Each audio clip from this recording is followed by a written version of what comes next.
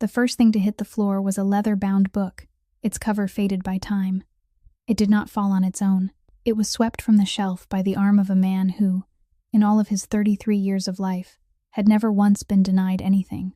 The second book fell after it, then the third. Then an entire row of books came crashing down like a line of broken dominoes, their spines split open, their yellowed pages scattering across the wooden floor. The ink bottle on the table tipped over, and the black liquid spread slowly, like a wound that couldn't be made to stop bleeding. 4 men in black suits stood along the wall. Not one of them moved, and the woman behind the cashier's counter? She did not scream.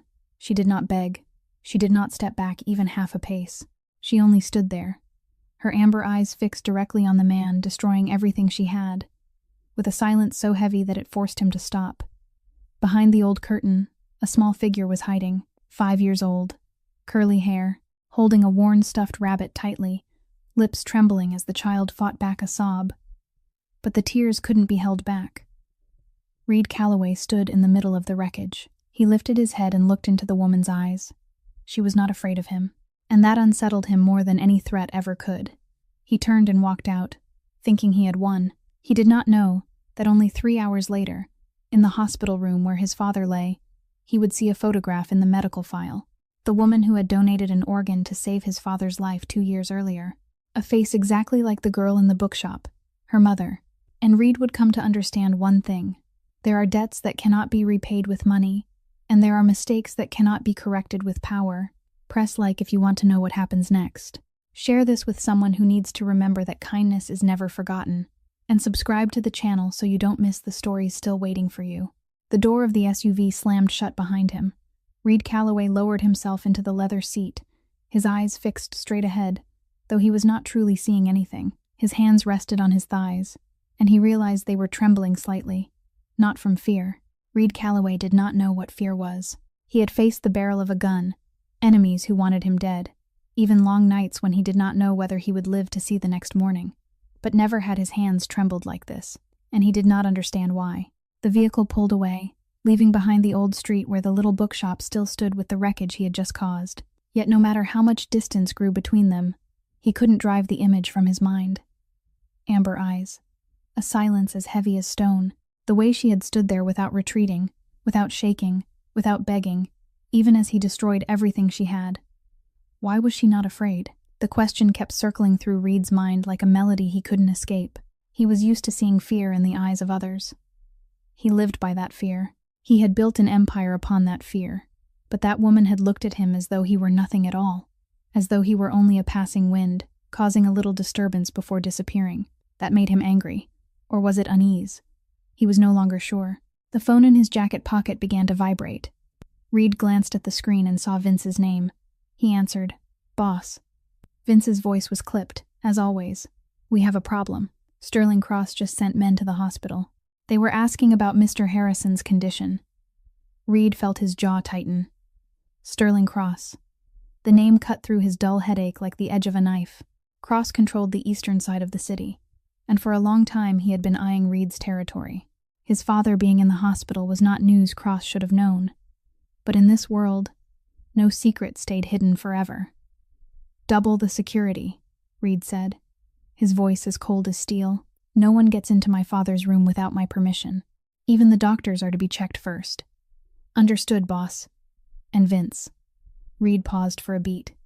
"If Cross sends men again, I want to know who they are before they even make it out of the hospital." The call ended. Reed looked out the car window. The city streamed backward in blurred streaks of color. Towering buildings, crowded streets, all of it belonging to him in one way or another. Reed Calloway, 33 years old, the man who controlled half the city. He held in his hands deals worth millions of dollars, men ready to die at his command, secrets that could bring even the most powerful families to ruin. He had risen from the ashes his father left behind when illness brought the old man down, and he had preserved that empire through ruthlessness without mercy. But today, a woman in an old bookshop had looked at him as though none of it meant a thing. Reed leaned his head back and closed his eyes.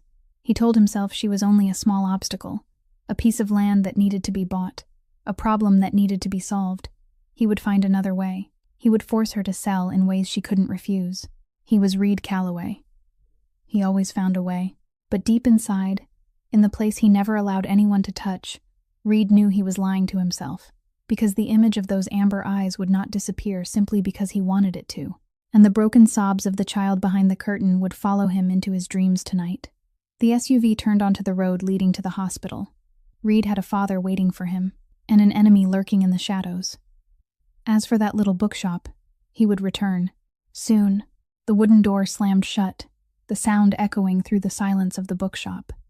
The growl of the SUV engine faded into the distance, then disappeared into the restless noise of the city outside. All that remained was stillness and ruin.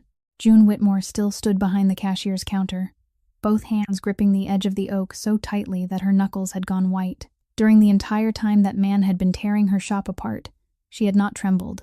She had not cried. She had not taken a single step back. But now, with him gone, with no one left before whom she had to remain strong, June allowed her body to shake. Her knees weakened, and she had to cling to the counter to keep from falling. Her breathing came fast and broken, as if she had just run a marathon rather than stood motionless for the past 10 minutes. She closed her eyes and tried to steady herself. Breathe in, breathe out, breathe in, breathe out. She was used to this by now, used to standing upright when everything around her collapsed, used to being strong when there was no one left to lean on.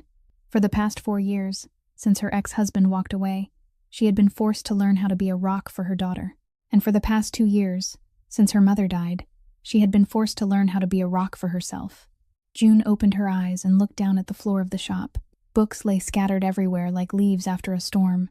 Broken spines, yellowed pages strewn in every direction, and the black stain of ink was still spreading slowly across the wooden floor, like a wound that would not stop bleeding. She released the counter and slowly knelt down. Her hand reached for a leather-bound book, the first one swept from the shelf. Its spine had cracked, but the pages inside were still intact. She ran her fingers gently over the split, as softly as if she were soothing an injury on living flesh. This was her mother's favorite book, an old edition of Jane Eyre, its brown leather cover worn smooth by time, its pages yellowed and carrying the unmistakable scent of old paper. Her mother used to say that every book had a soul, and the soul of this one was resilience. Now it rested in June's hands, wounded but not destroyed. "Mother." The tiny voice came from behind her. June turned and saw Willa standing at the edge of the curtain, her eyes red, tear tracks still glistening on her cheeks, her arms wrapped tightly around her stuffed rabbit, Mr. Buttons. The little girl ran to her and threw herself into her mother's arms, her small hands clinging tightly around June's neck. "Mother, grandmother's books. Those men ruined them all." Willa's voice broke, and her small body trembled in her mother's embrace. June held her close, one hand stroking the chestnut curls of her daughter's hair, her voice calm and warm even as her heart was breaking apart. "It's all right, sweetheart. Books can be repaired. I will mend every one of them." She kissed the top of Willa's head and breathed in the familiar scent of children's shampoo. "Were you frightened?" Willa nodded, her face still buried in her mother's shoulder. "Those men were so mean. I was afraid they would hurt you." June held her more tightly. "They will not hurt me, and they will not come back. You don't need to worry." She said it, but deep down she knew it might have been a lie. That man, Reed Calloway, would return. Men like him always returned. They did not accept refusal. They did not understand the meaning of no. June remembered the final afternoon with her mother, 2 years earlier, just before the last time she was admitted to the hospital. Catherine Whitmore had been lying in the old armchair in the bookshop, her body wasted by illness, but her eyes were still bright and gentle. She had held her daughter's hand, her voice weak but resolute. "Hold on to this shop, June. It is not only books. It is the soul of our family. It is the place your grandmother built with her own 2 hands. It is the place where I grew up. It is the place where you first made your memories with books." She had paused, struggling for breath, then continued. "And remember, my dear, kindness is never lost. It only travels in circles." June had not understood what her mother meant at the time. She often said things like that, words layered with meaning that June only came to understand long afterward. But she had made a promise. She had promised that she would keep the bookshop, no matter what happened. Willa had grown calmer now. She sat on the floor and began helping her mother gather the books. June looked at her daughter, then around the shop. Her gaze came to rest on the work table in the corner, where a stack of bills lay waiting. Her mother's hospital expenses, the rent, electricity and water, food for herself and her daughter. The numbers kept piling on top of one another like stones pressing down on her shoulders every single day. She could sell the shop. That man, Reed Calloway, had offered a sum she knew was many times greater than the true worth of this place. She could sell it, pay off every debt, and begin again somewhere else. That would have been the sensible thing. That was what anyone in her position would have done. But June couldn't.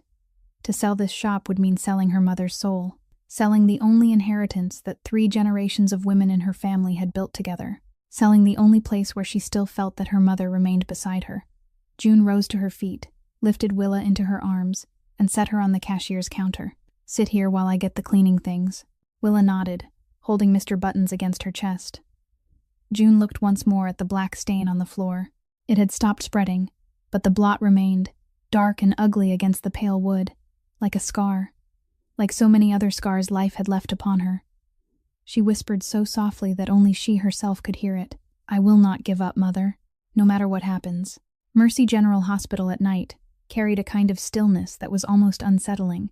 The hallways were long and stark white, washed in the cold glow of fluorescent lights, with the faint scent of antiseptic drifting through the air.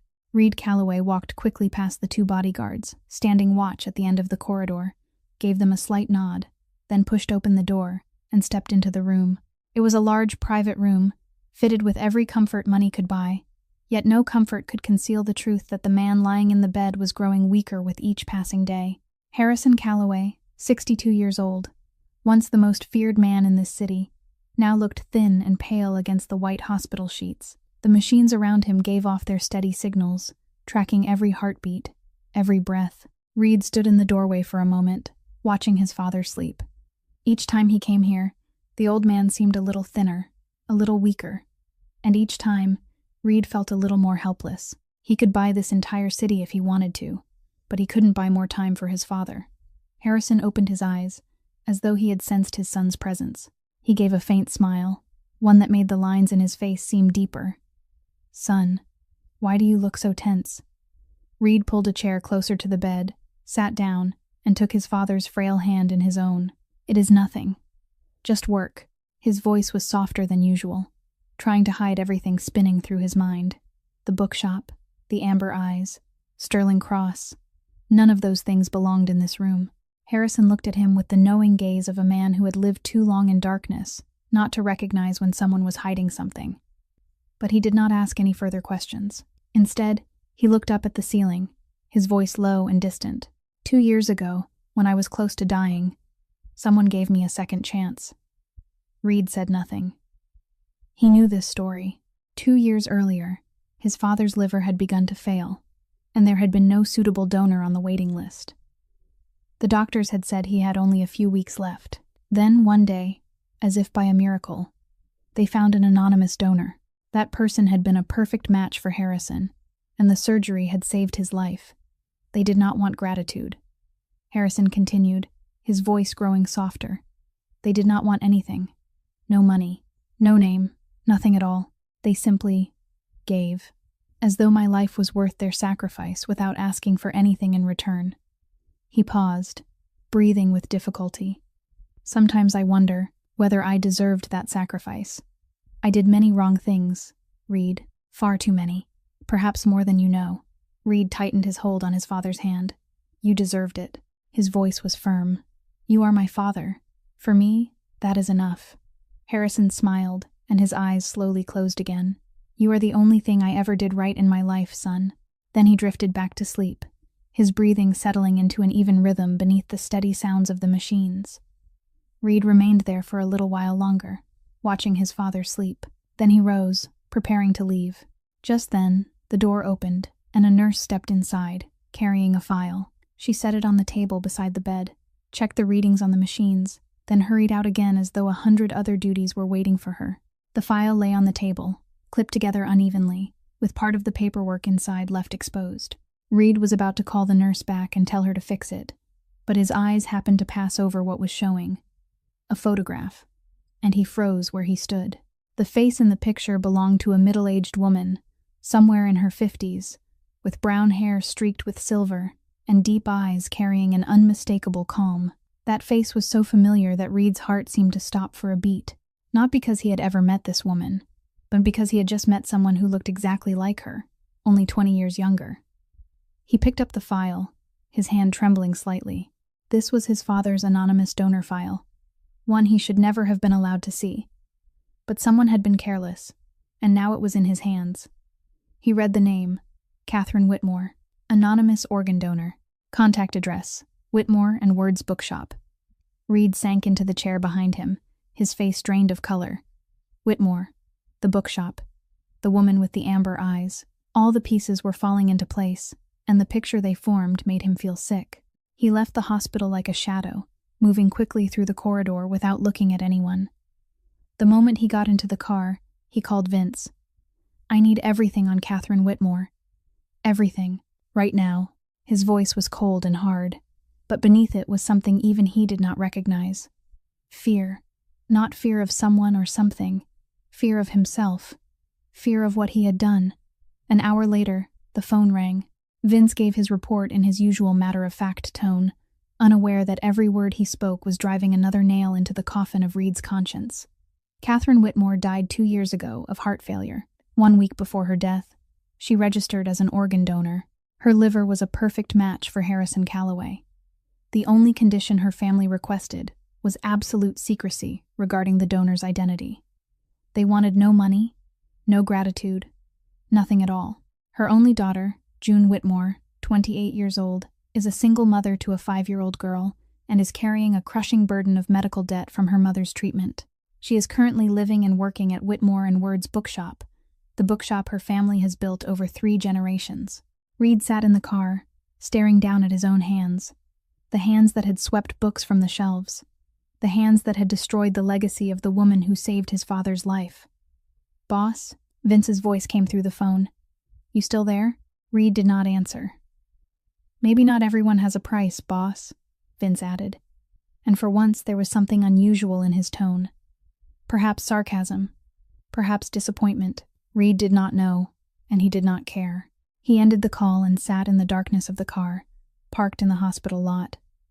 That night, Reed Calloway did not sleep. He lay in bed in his penthouse, eyes wide open, staring at the ceiling while the image of those amber eyes kept returning.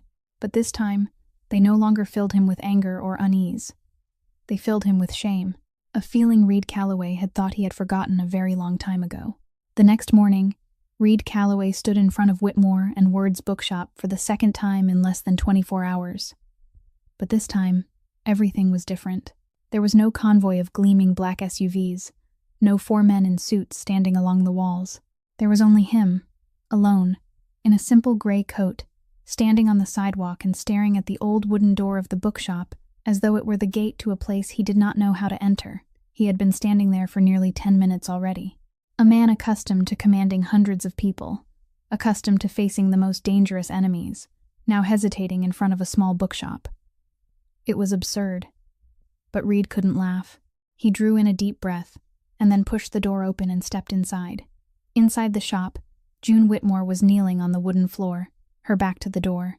She was carefully taping the spine of a torn book back together, her hands moving with a gentle patience as though she were tending to a living creature. Beside her, Willa sat cross-legged, helping her mother place the repaired books into a cardboard box. The little girl still held Mr. Buttons in her lap as though the stuffed rabbit were a protective charm she could never let go of. The black ink stain on the floor had been scrubbed clean, but it still left behind a faint mark, like a scar that could never be erased completely. The bell hanging over the door gave a soft ring when Reed entered. June lifted her head, and the moment she realized who was standing there, her body went still. She rose slowly to her feet, her eyes never leaving him, and when she spoke, her voice was cold as ice. "The shop is still not for sale." Reed remained where he was, not coming any closer. "I did not come to buy it." Silence. June looked at him, trying to read the intention hidden behind those cold gray eyes. He had not brought anyone with him. He did not carry the same violent edge he had worn the day before, but that did not mean he was not dangerous. Men like him were always dangerous, whether they carried a weapon or not. She stepped to one side, placing herself in front of Willa, the protective instinct of a mother stronger than any fear. "Then why are you here?" Her voice did not tremble, but her amber eyes were watchful, ready for whatever might come next.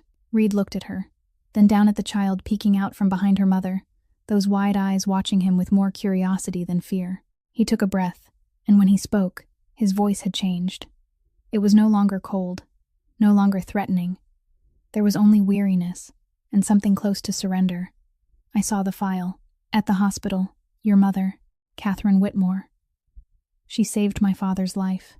The air itself seemed to go still. June did not move, and for the first time since Reed had met her, he saw something stir in those amber eyes. Not fear, not anger, but a deep pain buried for far too long, suddenly disturbed. You should not know that. Her voice was quieter now. The only condition my mother asked for was secrecy. How did you? Someone was careless, Reed cut in. But that doesn't matter. What matters is that I know now, and I know what I have done. He looked around the bookshop, at the shelves still standing half empty, at the torn books waiting to be repaired, at the faded stain of ink on the floor. He had caused all of this, to the daughter of the woman whose sacrifice had saved his father. June watched him, and she realized that his face looked different today. Yesterday, he had been like a wild beast, unable to control his rage. Today, he looked like a man who had just been shaken awake from a fever dream and had finally seen what he had done in his sleep. But that changed nothing. My mother believed that kindness doesn't need to be acknowledged. June's voice had grown calm again, though a note of sorrow lay deep beneath it. She did not want gratitude to become a burden on anyone. She only wanted to help, without asking for anything in return. She paused for a moment. That is why I kept it secret, and that is also why I cannot sell this bookshop. It is her legacy. It is the only thing of hers that I still have. Do you understand? Reed understood. He understood more than she imagined, because he, too, was trying to hold on to his father at any cost. I will pay off all of your medical debt, he said. I will restore the entire bookshop. I will redesign the project so this land is no longer needed. I will do whatever it takes to make amends. June shook her head, slowly but with finality. I don't want your money. I want you to leave this place, and leave us in peace. But, did you hear what I said? Her voice sharpened. My mother did not do what she did in order to be repaid, and I don't need you turning her sacrifice into a transaction. Please, just go. Reed stood in the middle of the bookshop, and for the first time in his life, he did not know what to say. He had negotiated with the most dangerous enemies. He had persuaded the most stubborn partners. But in front of this woman, with her amber eyes full of resolve and pain, he was utterly powerless. He gave a faint nod, turned, and walked toward the door. But before he pushed open the wooden door, he stopped and spoke without turning back. I will not force you to sell, but I will come back. Then he stepped outside, the door closing behind him, the bell giving one soft chime before falling silent. June stood there watching after him, unable to understand what he meant to do. He would come back? For what?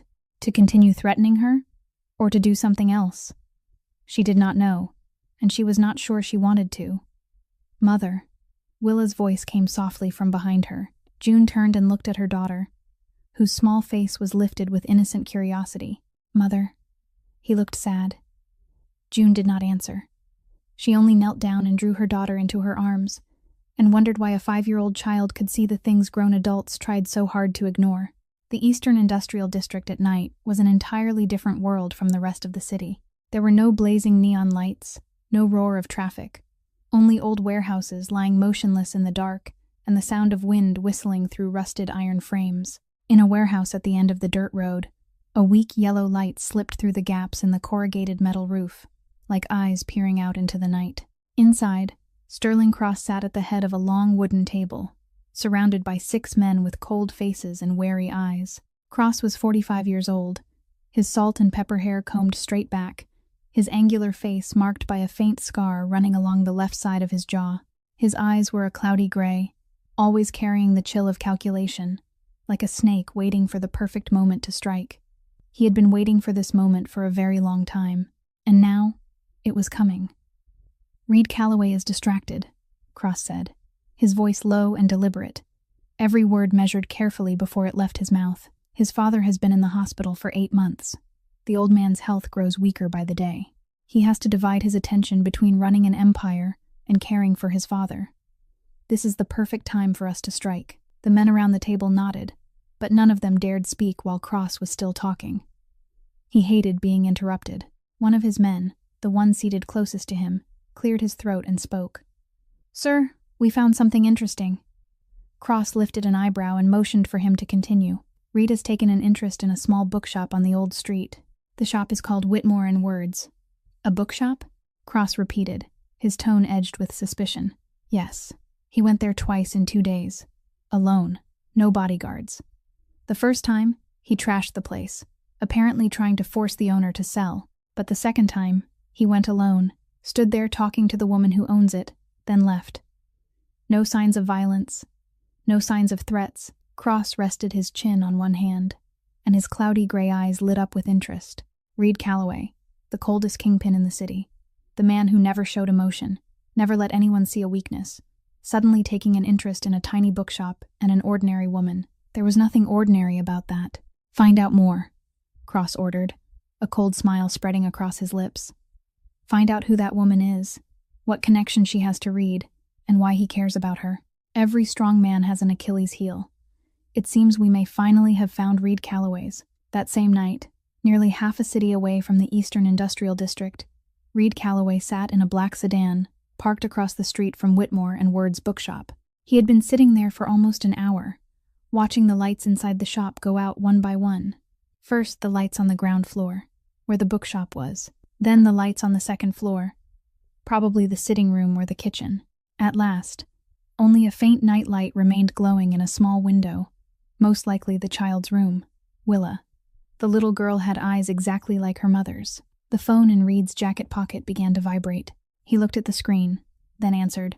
"Boss." Vince's voice came through. "Cross is making unusual moves. His men are watching you.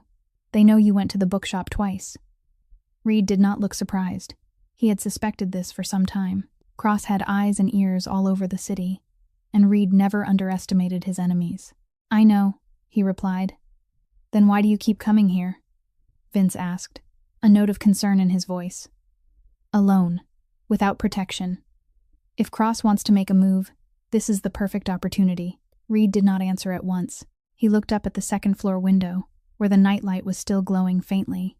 A single mother and a 5-year-old child were sleeping in there, unaware that their lives were being drawn into a war they knew nothing about. "Send men to watch this area," Reed said, quietly. 24 hours a day, 7 days a week. Don't let anyone suspicious get near the bookshop." "Boss." Vince hesitated. "Is she really that important? Important enough for you to take this kind of risk?" Reed was silent for a long moment, his eyes still fixed on the softly lit window. "It is not her," he said at last. "It is the debt I carry." He ended the call, started the engine, and drove off into the night. He did not know that on the other side of the city, Sterling Cross was smiling at the information he had just received. Cross was searching for Reed's weakness, and Reed had just, without meaning to, revealed a new one. The hidden war had begun, and the woman with the amber eyes and the little daughter sleeping peacefully in the bookshop had no idea that they had become pieces on a chessboard in a game they had never chosen to enter. In the first week after that meeting, June opened the bookshop one morning and found a middle-aged man waiting outside, standing beside a toolbox and several new wooden boards. He smiled politely and introduced himself as a carpenter who had been hired to repair the damaged bookshelves. June shook her head at once. "I did not hire anyone." "You have the wrong place." The carpenter scratched his head, looking embarrassed. "Miss Whitmore, I have already been paid in full, in advance. If you don't let me work, I still have to stand here all day." That is what he said. June did not need to ask who he was. She wanted to send the carpenter away, wanted to call Reed Calloway and tell him that she did not need his help. But then she looked at the crooked shelves, the broken wooden boards she had no money to replace, and she knew she was lying to herself. She did need help. She just did not want to accept it from the man who had caused the damage in the first place. But in the end, practicality won over pride. She stepped aside and let the carpenter enter. And for the rest of that day, she tried to behave as though he did not exist while he worked steadily, repairing each shelf one by one. The second week began with a wooden crate appearing in front of the shop. June opened it and found 5 antique books inside, rare editions that any lover of books would have coveted. a first printing of Wuthering Heights, a 19th century leather-bound copy of Pride and Prejudice, and 3 others whose value June knew could equal half a year's rent. There was no card, no note, but she knew where they had come from. She closed the crate and sent it back to Reed Calloway's address. The next day, the crate appeared again in front of the shop. Exactly as before, June sent it back once more, this time with a handwritten note. I already told you.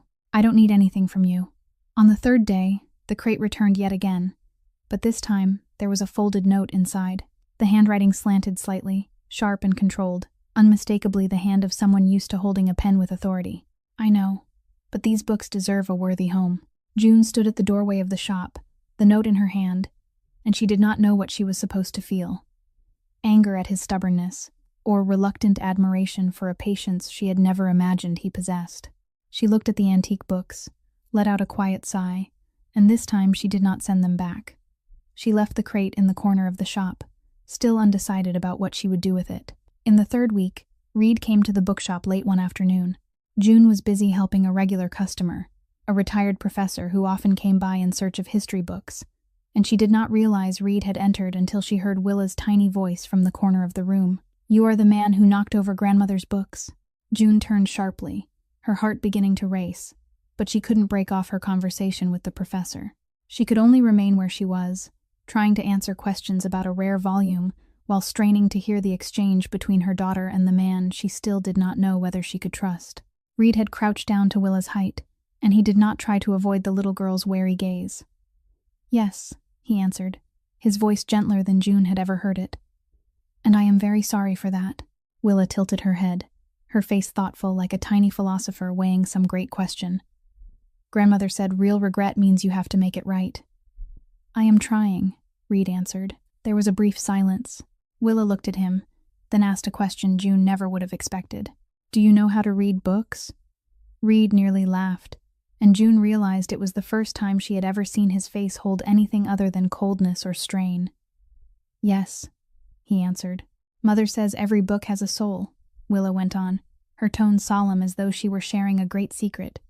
Do you know which one has the best soul?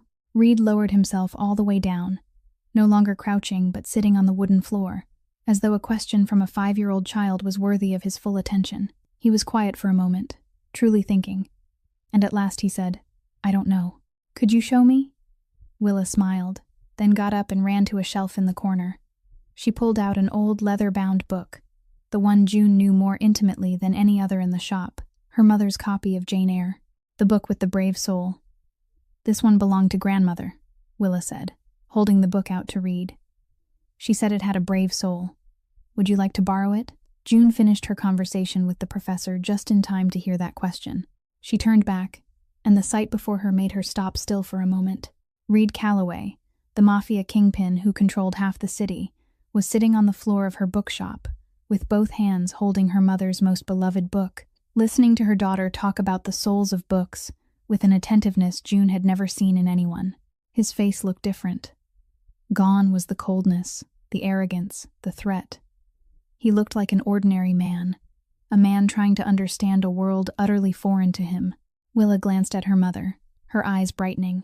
Mother, this man wants to borrow grandmother's book. Is that all right? June walked closer and looked down at Reed sitting on the floor. He lifted his eyes to her, and in those gray eyes she saw a silent question. She hesitated. That book was the most precious thing her mother had left behind. She had never lent it to anyone, but then she looked at the way Reed held it, carefully and reverently, as though it were a fragile treasure, and she remembered something her mother used to say. Books are born to be read, not to lie forever on a shelf. She gave a small nod. Yes, only a single word. But it was the first time June Whitmore had ever said yes to Reed Calloway, and both of them knew exactly what that meant.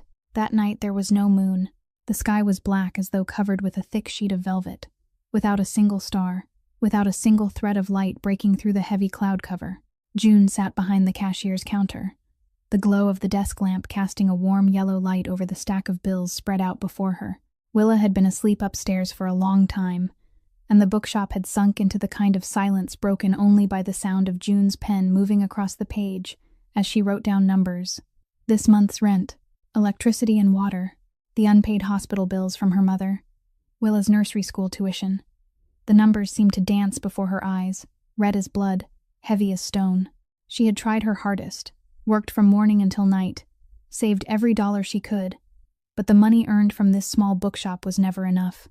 It had never been enough. June let out a quiet sigh and looked toward the window. The street outside was deserted, with only the street lamps flickering like tired eyes struggling to stay awake and keep watch over the night. Her gaze moved to the copy of Jane Eyre resting on the shelf Reed had sent a carpenter to repair, the book she had allowed him to borrow that afternoon. She still did not understand why she had agreed. Perhaps it was the way he had sat on the floor with Willa. Perhaps it was the look in his eyes when he held the book. Perhaps she was simply too exhausted to keep resisting. The sound of heavy footsteps outside pulled June from her thoughts. She looked up, every instinct in her sharpening at once. Those were not the footsteps of someone merely passing by. Those were the footsteps of people coming here. She had not even risen to her feet when the wooden door flew open. The crash of wood striking the wall exploded through the silence like a gunshot. 3 men rushed inside, their faces hard as stone, their eyes sharp as knives. They wore black coats, and the way they moved made it clear this was not the first time they had done something like this. June stood up, her heart pounding wildly, but she forced her voice to remain steady. "What do you want?" The man in front looked her up and down, a cold smile curving across his mouth. "Are you the woman Reed Calloway keeps visiting?" June did not answer. She neither confirmed nor denied it, but her silence was answer enough. "We are not going to hurt you," the man said, his tone edged with mockery. "We only came to deliver a message." Then he turned to the other 2 men and gave a small nod. They walked to the nearest bookshelf and swept their arms across it. Books crashed to the floor again, the sound painfully familiar.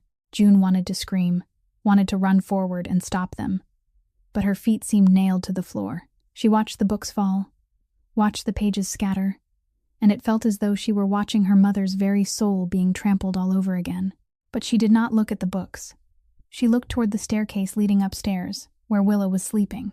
As long as they did not go up there, as long as they did not touch her daughter. The man in front stepped closer to June, close enough for her to smell cigarette smoke on his clothes. "Tell Calloway this is a warning from Sterling Cross. Next time it will not be this gentle."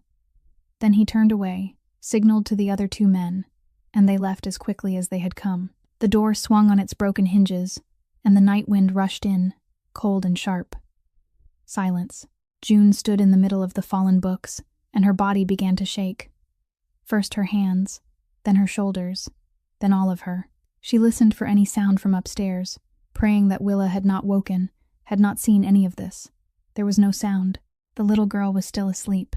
June let out a breath of relief, but her knees gave way, and she sank down onto the floor amid the scattered books. She wrapped her arms around her knees.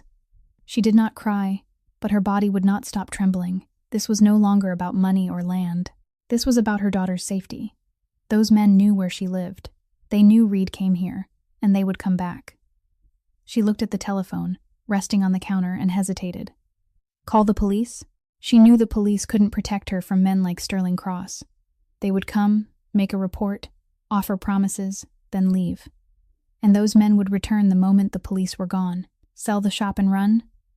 She had nowhere left to go. No family, no savings, nothing except this bookshop and her daughter. Or, she looked at the phone and thought of the man who had sat on the floor of her shop that afternoon, listening while her daughter spoke about the souls of books. The man who had sent a carpenter to repair the shelves, who had sent antique books 3 times in a row, who had looked at her with eyes full of regret. The man she still did not know whether she could trust. But at this moment, he was the only one who could help her. June picked up the phone, found Reed's number, and pressed call. "Hello?" His voice sounded drowsy, but it sharpened at once. "June? What happened?" She opened her mouth, meaning to say something calm, meaning to explain everything clearly, but instead, her voice broke, trembling and fragile in a way she hated. They came to the shop. There was 1 second of silence on the other end of the line. Then Reed's voice came back, cold and sharp as a blade newly honed. "Stay there. I am coming now." 15 minutes later, the sound of engines rose outside. Not 1 car, but 3. The damaged door was pushed open, and Reed Calloway stepped inside, with Vince and 2 other men behind him. He stopped in the doorway, and took in the books scattered across the floor, the broken door, and finally June, curled in on herself, in the middle of the wreckage. In every encounter he had ever had with her, she had been strong, silent, but unyielding, never stepping back, no matter who stood before her. But now he saw her fragile, shaking, in need of protection, and that made him angrier than anything Sterling Cross had ever done to his empire. Cross had crossed a line that should never have been crossed, and he was going to pay for it. Reed stepped into the bookshop, his eyes sweeping across every corner of the room like a predator assessing the terrain. He checked the broken door, the toppled shelves, the windows, and the back entrance. Vince and the two men who had come with him stood guard outside, their eyes scanning the dark street. Reed turned back to June, who was still sitting on the floor in the middle of the scattered books. "What did they say?" he asked, his voice controlled, though there was an undercurrent of tension in it that seemed ready to erupt. June told him everything, from the moment they burst in to the moment they left. She tried to keep her voice steady, but her hand still trembled slightly when she spoke the name Sterling Cross. Reed listened, his expression unchanged, but his gray eyes grew colder with every word she spoke. When she finished, he pulled out his phone and dialed a number. "Send 4 men here. Guard the place 24 hours a day, 7 days a week. Keep it discreet, but don't let your attention slip. If anyone suspicious comes within 50 yards, I want to know immediately." He ended the call and looked at June. "From now on, there will be people protecting you and Willa." June rose to her feet, dusted off her trousers, and shook her head. "I don't need your protection. I have lived on my own for 4 years. I can take care of myself." Reed looked at her, and there was something in his eyes that made her stop. "This is not about you," he said, his voice softer than before. "This is about Willa." Her daughter's name rang through the silence like a bell. June turned to look toward the staircase, where the little girl was sleeping upstairs, unaware of everything that had just happened. She thought of her child's innocent face, of those large, curious eyes, of Mr. Buttons, the stuffed rabbit she held every night. If those men came back while Willa was awake, if they decided not to stop at delivering a message, June felt the blood in her veins turn cold. "All right," she said at last, her voice quieter now. "But only because of my daughter, not because of you." Reed nodded and did not argue. "The reason doesn't matter, as long as you are safe." He motioned for Vince to come inside and help clean up the wreckage, while he stayed with June. Together they gathered the fallen books and placed them back on the shelves in silence. When the shop was finally in order again, June made 2 cups of tea, and they sat at the cashier's counter, facing each other across the steaming mugs. Outside, the sky was still dark, but the air inside the shop no longer felt as tense as it had before. June looked down into her tea, then lifted her eyes to Reed. "What kind of man are you?" "Really?" The question hung between them. Reed was silent for a moment, as though weighing how he should answer. Then he looked into his tea and spoke, his voice low and slow. "I am a man who does bad things in order to keep what matters." June said nothing, waiting. "My father built this empire with violence," Reed continued. "I maintain it because I have to. There are people who want to take from us what we have, and I have to stop them. Sometimes through negotiation, sometimes through other means." He lifted his eyes to her. "I am not asking for your forgiveness. I only want you to understand." June looked at him, and she saw a weary man rather than a frightening kingpin. "I don't understand," she said honestly. "And I am not sure I want to understand your world." She paused, choosing each word with care. "But you kept your word. You did not force me to sell the shop. You sent someone to repair the shelves. You sent the antique books." She looked into his eyes. "And you are here at 2 o'clock in the morning because I called." There was a moment of silence. "So, I don't know what kind of man you are, but I know what you are trying to do." Reed said nothing, but something in his eyes changed, a small glimmer, like a candle flame trembling in the dark. They sat there until the sky began to pale, speaking little, yet the silence between them was no longer heavy as it had once been. It carried a strange kind of ease, as though they had crossed some invisible boundary together. The next morning, Reed went to the hospital to see his father. He had not slept after leaving the bookshop, and exhaustion marked his face when he entered Harrison's room. The old man was sitting propped against his pillows, staring out the window, but he turned at once when he heard his son's footsteps. "You look different, Reed." Harrison said, his aged eyes still as sharp as ever. What happened? Reed sat down beside the bed, intending to say it was nothing, as he always did. But then he looked at his father, looked at the man who had taught him everything he knew, and decided to tell the truth. Someone attacked a person I am trying to protect. Sterling Cross's men. Harrison nodded slowly, not looking surprised. The woman from the bookshop? Reed looked at his father, unable to hide his astonishment. Harrison gave a faint smile, one that deepened the lines in his face. I am old, son, but I am not blind. You come to see me less often now, but your eyes are brighter each time you do. There has to be a reason. He paused, breathing with difficulty, then took Reed's hand. Son, I lived a life built on violence. I built this empire, held it, expanded it, but I lost many other things. Your mother left because she couldn't bear this life. I have no friends, only allies and enemies, and I grew old alone. Harrison tightened his grip on his son's hand. If there is someone who makes you want to live differently, don't let that slip away. That is the thing I regret most. Reed looked at his father, and he no longer saw the powerful kingpin of years past, but an old man facing the final days of his life and looking back on everything he had lost. He tightened his hold on his father's hand. I understand, father. Harrison smiled, his eyes drifting closed from weariness. Good. Now go. You have work to do.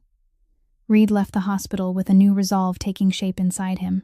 He would protect June and Willa, not only because of the debt he owed Catherine, but because he himself was beginning to care about them in a way he had never expected. And he would end the threat of Sterling Cross, permanently, but this time he wanted to find another way.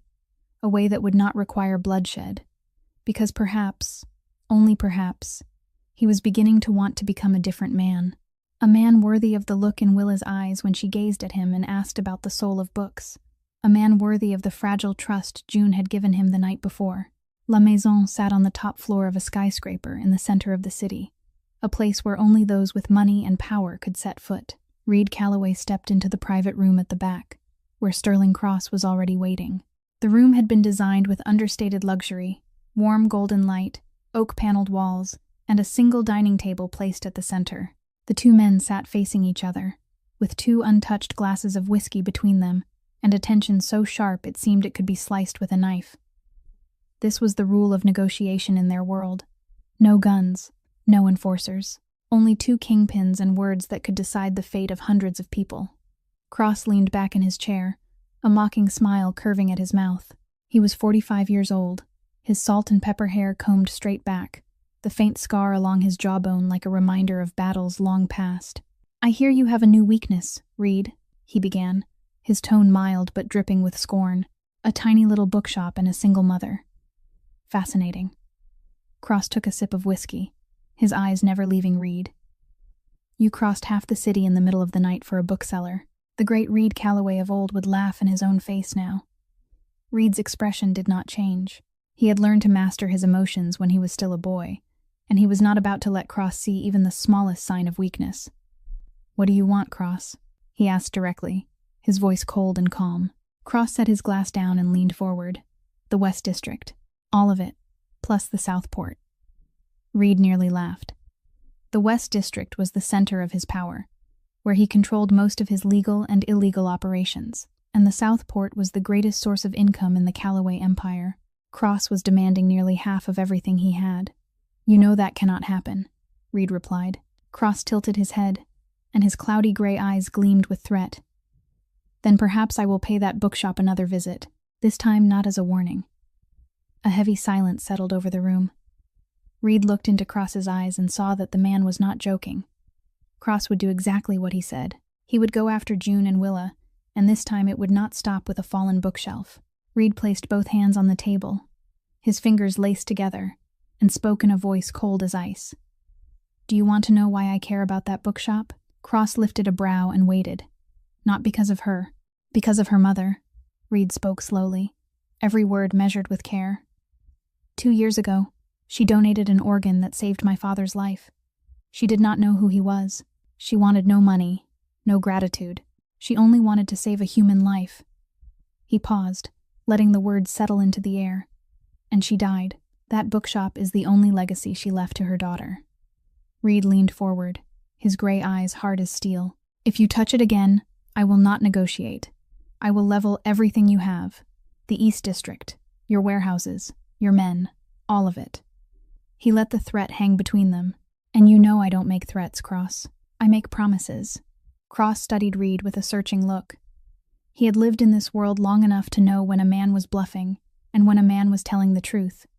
And Reed Calloway was telling the truth. He could see it in those cold gray eyes, in the way Reed sat perfectly straight without the slightest hint of hesitation, in the steady voice that never wavered. If Cross attacked that bookshop again, Reed would go to war. Not a war for territory or power, but a war for vengeance. And Cross knew that Reed Calloway never took revenge by halves. At last Cross spoke, and the mockery had faded from his tone. An expanded East District, that is my condition. Reed was silent for a moment, weighing it. An expanded East District was a significant concession. But it was not the backbone of his empire. He could accept it. Fine. He nodded. In return, that bookshop and everyone connected to it will never again appear in your sights. Never. Cross took a sip of whiskey, the first real sip since the negotiation had begun. Fine. But remember this, Reed. If you betray me, the first place I will come will be that bookshop. Reed rose to his feet and fastened the button of his suit jacket. If you do that, you will not live long enough to regret it. He walked out of the room without looking back. Vince was waiting outside, leaning against the side of the gleaming black car.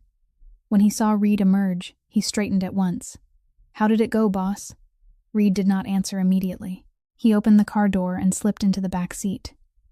Vince got into the driver's seat and looked at him through the rearview mirror. How long will this deal hold? Vince asked. Reed stared out the window, the city lights streaming backward like blurred ribbons of light. Long enough for me to put everything in order.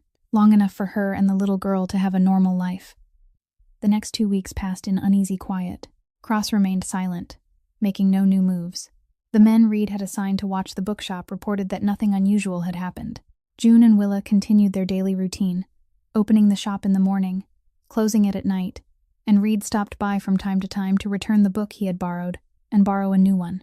Willa began to grow used to his presence and often asked him about the books he was reading. June still kept her distance, but she no longer looked at him with the same guarded eyes as before. Reed began to think that perhaps everything would be all right. Perhaps he had found a way to protect them without bloodshed. Perhaps this time he had done the right thing. Until the call from the hospital came at midnight, and everything changed once again. The telephone rang at 2 o'clock in the morning. Reed was sitting in his penthouse, reading the book Willa had lent him, Jane Eyre with its brave soul. He looked at the screen, saw the hospital number, and his heart seemed to stop for a beat. Mr. Calloway, please come at once. Your father. Reed did not need to hear the rest. He already knew.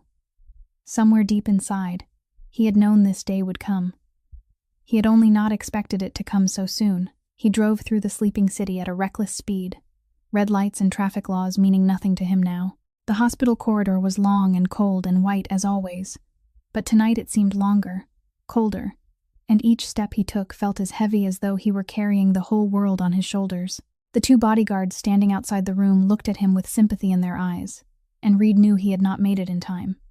But when he pushed open the door and stepped inside, Harrison was still breathing, weakly, with difficulty, but still breathing. Reed rushed to the bedside and took his father's frail hand in his own. Father, I'm here. I'm here now. Harrison opened his eyes, and though his body was so weak he scarcely had the strength to move, his eyes still brightened when he saw his son. My boy.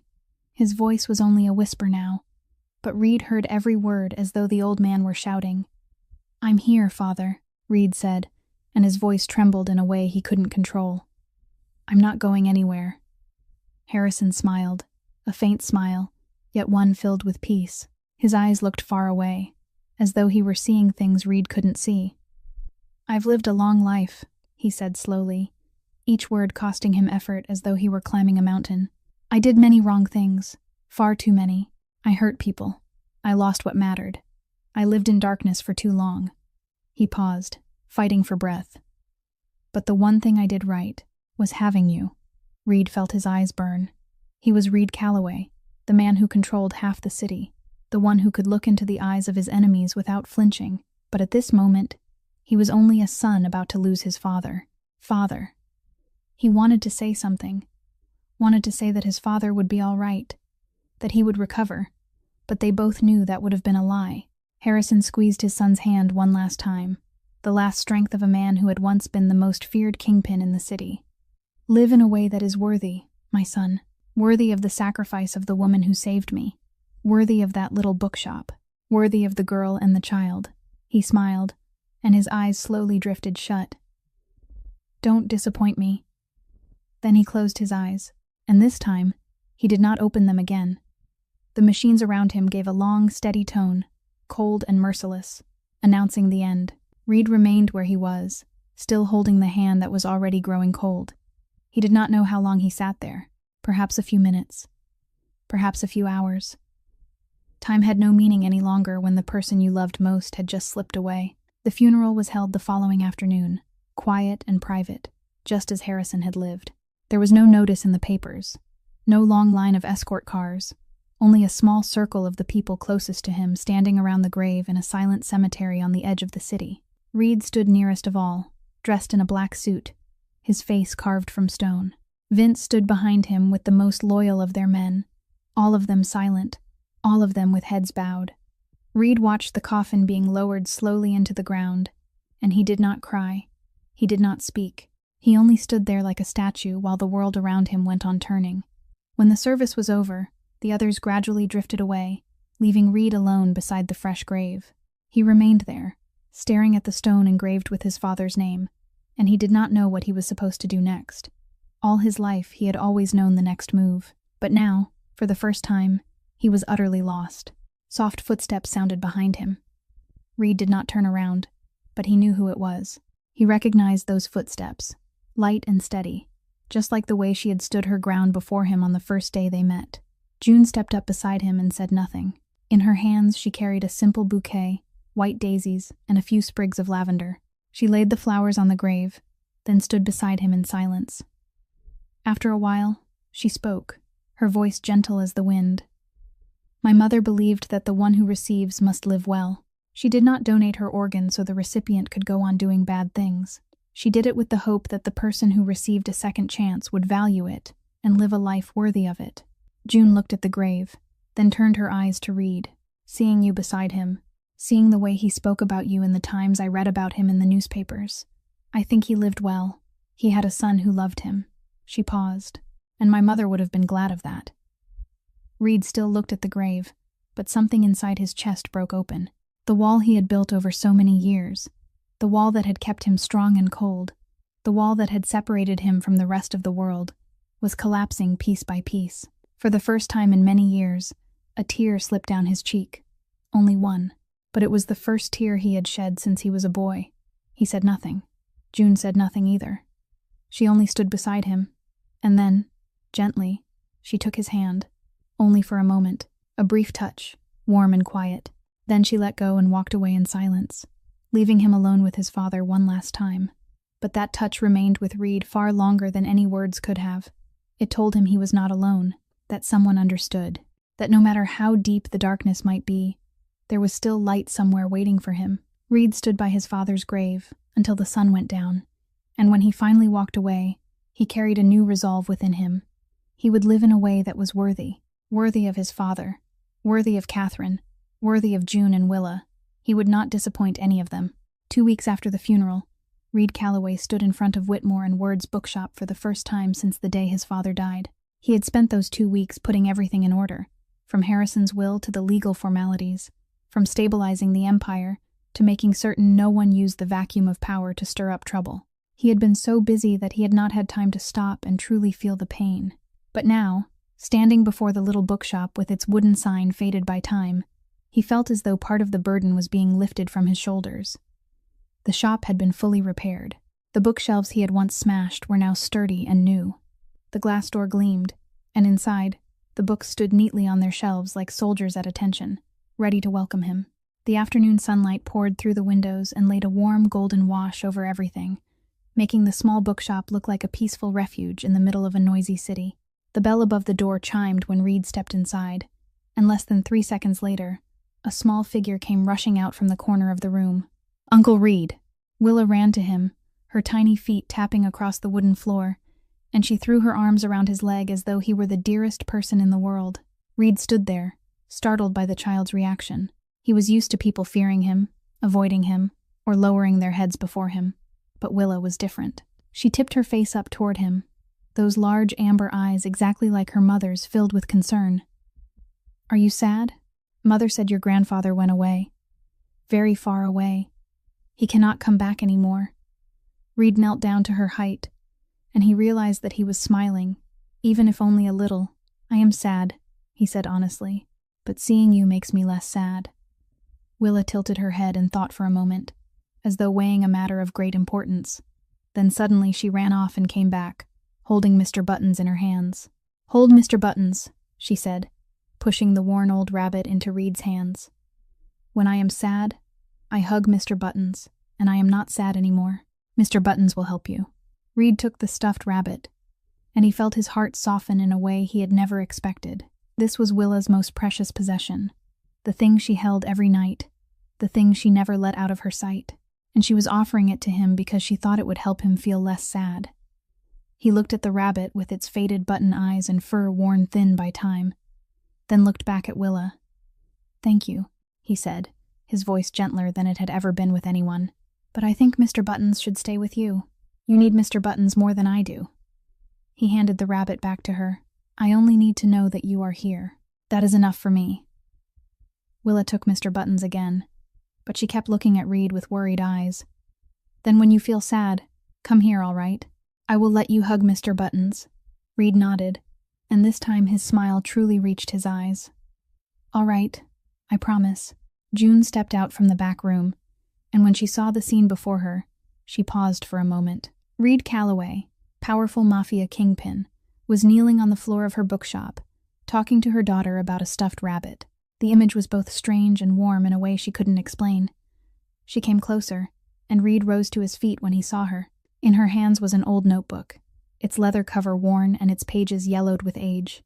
"Reed," she said, her voice carrying a trace of hesitation. "I found this while I was sorting through my mother's things. I think you should see it." She held the notebook out to him. Reed took it, not understanding what it was.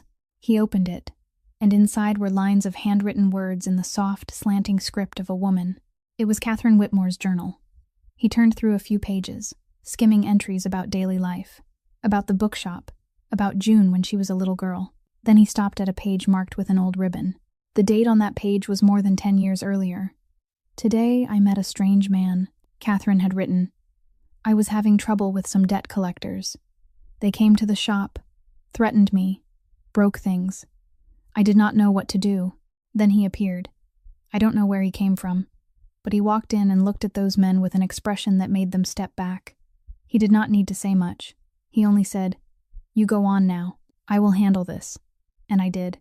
When I came back, those men were gone and they never returned. I don't know who he is. I did not have time to thank him, but I will remember his face. One day, I will find a way to repay him." Reed turned the next page, and he froze where he stood. There was a newspaper clipping, and in it, the face of a man had been circled in red ink. Harrison Calloway. Beneath the clipping, Catherine had written, "I found him. Harrison Calloway. Now I know who he is. A businessman, they say, but I know he is many other things besides. That doesn't matter. He helped me when I needed it, without asking for anything in return. One day, if the chance ever comes, I will repay him." Reed stared at the notebook, and suddenly everything became clear. His father had helped Catherine years ago, a small act that he had probably forgotten almost as soon as it happened. Harrison did things like that often, helping one person, clearing a path for another, not because he was kind-hearted, but because that was how he built his network of influence. But to Catherine, it had meant far more than that. She had remembered. She had searched. And when she learned Harrison needed an organ donor, she had not hesitated. She had repaid the debt with her own life. June stood beside him, watching the expression on Reed's face change from confusion to understanding, from understanding to emotion. "My mother always said," she spoke at last, her voice light as the wind, "kindness never disappears. It only travels in circles." Reed looked at her, then over at Willa, who was sitting in the corner of the shop with Mr. Buttons in her arms, reading a picture book. The circle had closed. His father had helped Catherine. Catherine had saved his father, and now he was standing here, in Catherine's daughter's bookshop, watching her granddaughter read beneath the afternoon sun. Perhaps this was not the end. Perhaps it was only the beginning of a new circle. 6 months later, the city gained a new landmark. A modern high-rise rose into the blue sky, its glass facade catching the sunlight like a giant diamond in the heart of the city. This was the project Reed Calloway had pursued for years, the very project that had led him into that little bookshop on that long-ago day and caused so much destruction.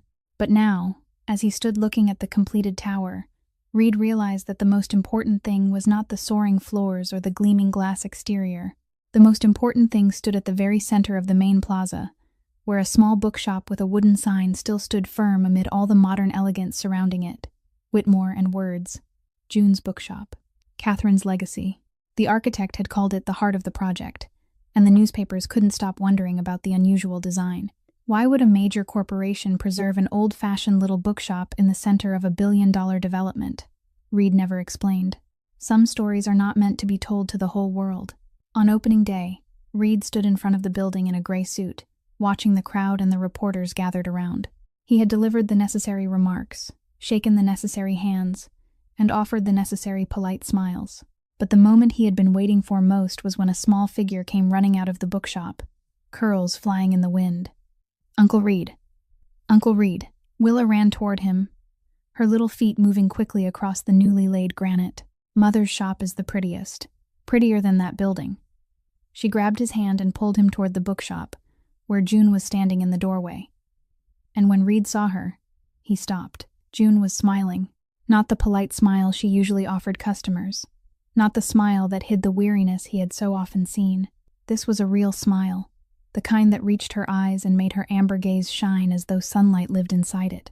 "Thank you," June said softly when he came near. Reed shook his head. "I did not do it for your thanks." June looked at him, the smile still resting on her lips. "I know. That is exactly why I am thanking you." Vince appeared beside Reed and spoke in a low voice, just loud enough for the two of them to hear. "Boss, Cross has pulled out of the city. Looks like he is expanding his territory somewhere else. He is no longer interested in us." Reed nodded, his eyes still fixed on June and Willa. "Good. Stay in contact, if there is any movement at all." "I understand," Vince replied, then quietly stepped away. Cross was still out there. The threat had not disappeared entirely, but for now, at least, June and Willa were safe, and that was what mattered most. Late that evening, after the opening celebration had ended and the city lights had begun to glow, Reed returned to the bookshop. Willa was asleep upstairs, Mr. Buttons folded in her arms, and the shop had sunk into a gentle and comforting silence. Reed and June sat on the front steps outside the shop, looking out across the new plaza where the lights shimmered against the glass of the tower. They sat side by side in silence for a long while, with neither of them needing to say anything. Then June spoke, her voice soft but filled with quiet seriousness. "Will you leave that world? The Mafia world?" Reed did not answer at once. He looked up at the night sky, where the stars had been dimmed by the lights of the city. "I don't know," he said honestly. "Perhaps not completely. It is a part of me, whether I want it to be or not. It is my father's legacy, the thing I have spent my whole life building." He paused. "But I am building something else now. Something my father wanted to see before he died. Something worthy of your mother's sacrifice."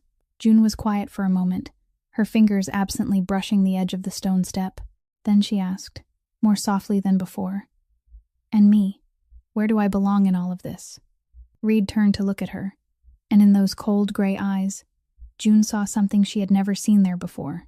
Sincerity, gentleness, and perhaps a little hope. "You are the reason I want to change," he said. Silence followed, but it was a warm silence, not a heavy one. June rose and went inside the shop. When she returned, she carried the old leather-bound book, Jane Eyre, the one Willa had lent to Reed, the book Catherine had said possessed a brave soul. "My mother wanted you to have this," June said, holding the book out to him. He took it and felt its weight in his hands. He opened the front cover, and inside, on the inner page, there was a line written in Catherine Whitmore's hand, something he had never seen before. Kindness always finds its way back. They stood facing each other in the evening light, between the little bookshop and the high-rise tower, between the past and the future, between what had been lost and what might still be found. There was no kiss, no declaration of love, only a promise held in silence that they would meet again, that this story was not over, that perhaps, after all the ashes, something was still beginning to bloom. Outside the windows of the bookshop, the city continued moving with all its schemes and secrets. Somewhere, enemies were still waiting in the shadows. Somewhere, debts still remained unpaid. But inside Whitmore and Words, among the old shelves and the scent of yellowed paper, something was growing. Not love. Not yet. Only the possibility of it. And sometimes, that possibility is more than enough. Today's story closes here, but the lesson it leaves behind will continue to echo in each of our hearts. This is a story about kindness, about the way one small act of goodness can create circles that travel far beyond anything we can imagine. Harrison Calloway helped Catherine Whitmore many years ago without asking for anything in return. Catherine remembered and repaid that kindness with her own life. And the circle continued when Harrison's son met Catherine's daughter, when two worlds that should never have crossed found one another between old bookshelves. Life is much the same, my friend. Every act of kindness we plant today may become a seed that blooms for someone tomorrow. We never know where our kindness will go, whom it will touch, or which life it may change. But that is not what matters. What matters is that we continue to give, that we continue to believe this world is still worthy of our kindness. If this story has touched your heart, please press the like button to support our channel. Share this video with the people you love, the people who need to be reminded that kindness is never forgotten. It only travels in circles and will always find its way back to us. And if you have not yet subscribed, please subscribe and turn on notifications so you don't miss the moving stories we bring you each day. We would truly love to hear your thoughts. What did this story make you think about? Has there ever been a moment in your own life when kindness found its way back to you in the most unexpected way? Please leave a comment below and share your own story. We read every comment and treasure every word you share with us from the bottom of our hearts. We wish everyone watching this video good health, a life filled with joy, and peace in every day ahead. Remember that no matter how difficult life may become, there is always light at the end of the tunnel, and there are always circles of kindness waiting to find their way back to you. Thank you for watching. Goodbye, and we will see you again in the next video.